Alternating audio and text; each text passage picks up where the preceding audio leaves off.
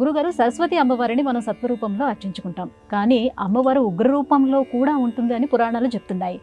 అయితే అమ్మవారు ఏ రూపం ధరించినా కూడా ప్రతి రూపంలో కూడా ఎవరో ఒక రాక్షసుని అంతం చేస్తూ వచ్చింది. మరి సరస్వతి అమ్మవారు ఎవరిని వధించింది? అమ్మవారు సత్వరూపంలోనే మన చేత సేవలు స్వీకరిస్తుంది. మనం కూడా సత్వరూపాన్నే భావన చేసుకొని అర్చన చెయ్యాలి. కానీ మార్కండేయ పురాణాంతర్గతమైన సప్తశతిలో 13 అధ్యాయాలలో 9 అధ్యాయాలకు సరస్వతీదేవి ఆధిపత్యం కలిగి ఉంది. షోడశి 16 చేతులలో అనేక ఆయుధములను ధరించి తీవ్ర రూపంగా అమ్మవారు రాక్షసులను సంహారం చేస్తుంది.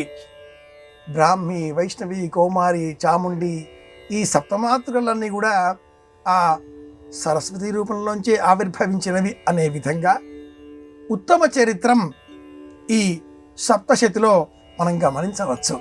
యాదేవి సర్వభూతేషు చేతనేత్యభిధీయతే నమస్తస్యై నమస్తస్యై నమస్తస్యై నమో నమః.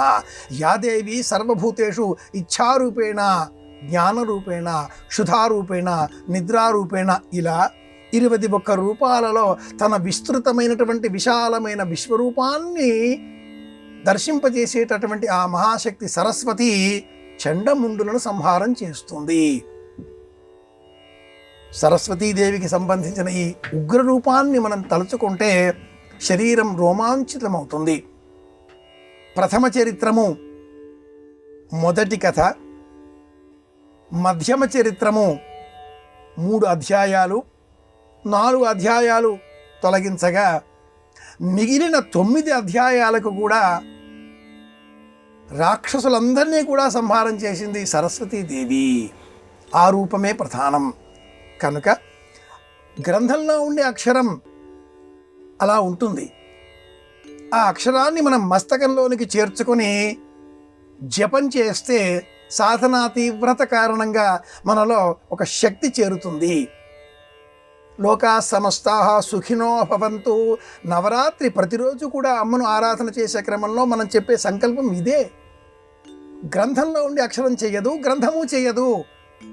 నేర్చుకున్న మనం జ్ఞాన రూపంలో అమ్మ అనుగ్రహంతో లోకాలకి మేలు కలగాలి అని చెప్పాలి.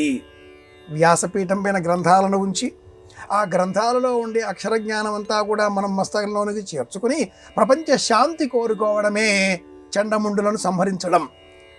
మంచి పైన మనం మమకారం కలిగి ఉండాలి అంటే చెడు పైన మంచి సాధించిన విజయానికి ప్రతీక ఈ నవరాత్రులలో అమ్మవారిని చాముండా అని సంబోధించేటటువంటి నేపథ్యంలో మహాసరస్వతి అనుగ్రహం ప్రపంచానికి కలగాలి.